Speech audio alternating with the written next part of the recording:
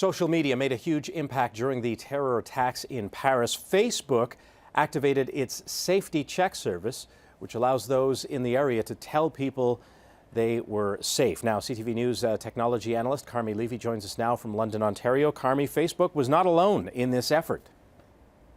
No, they weren't. Pretty much every major social media platform, web company, so Microsoft, Google, Twitter, they all made changes to their platforms that allowed those who were in the crisis zone as well as those outside the crisis zone to communicate more effectively. For example, Twitter, people were using its Moments service to pull together the latest details on what was going on and cut through all of the noise and chaos so that they could make better decisions in order to communicate from outside into France, which was a huge problem for people who wanted to know that their friends and family members were okay. Microsoft made Skype calls free. Google made Hangout calls free, which of course, if you shift traffic over to those services, alleviates some of the pressure on traditional telecommunications. So it ensured that those systems didn't go down too. So everyone kind of came together, used their technologies for the greater good, and as a result, people were able to make better decisions faster and ultimately stay safer. Also news with Facebook this week, they're making it easier to X your ex.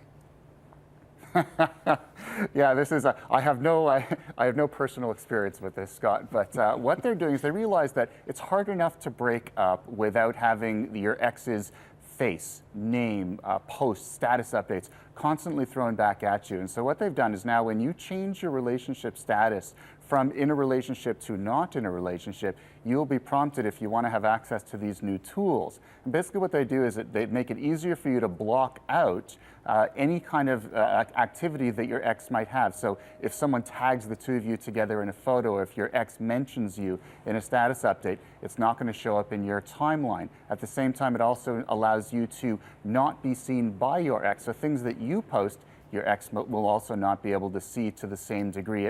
It's kind of a middle ground, because up until now, the only choice you really had was to either unfriend that person or block them. In some cases, that's not really appropriate. This lets you kind of have that middle ground. They don't know that you're using these services, but it spares you the pain of constantly having it thrown back up in front of you every time you pull up your Facebook timeline and see them staring right back at you.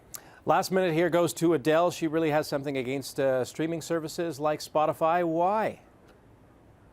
Because it's all about, well, obviously it's all about money. The industry, artists have been saying for years that they're not making enough money from streaming services compared to the royalties that they used to make from traditional CD or album sales. Now, of course, Adele can do this. Taylor Swift has done this as well. Prince has done it, where they basically say, hey, industry, Apple, Spotify, you're not paying us enough. We're not going to allow our content to be streamed on your service. But they're big enough to do that. If you're a smaller artist, kind of a different story. You sort of need Spotify, you need Apple Music in order to build your fan base in the first place. You know, the good news for Adele, she's going to still sell millions. They're expecting this even without streaming.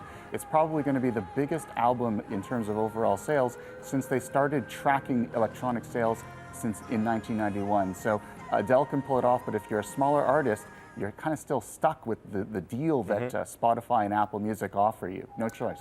Carmi, thank you very much. Have a great week.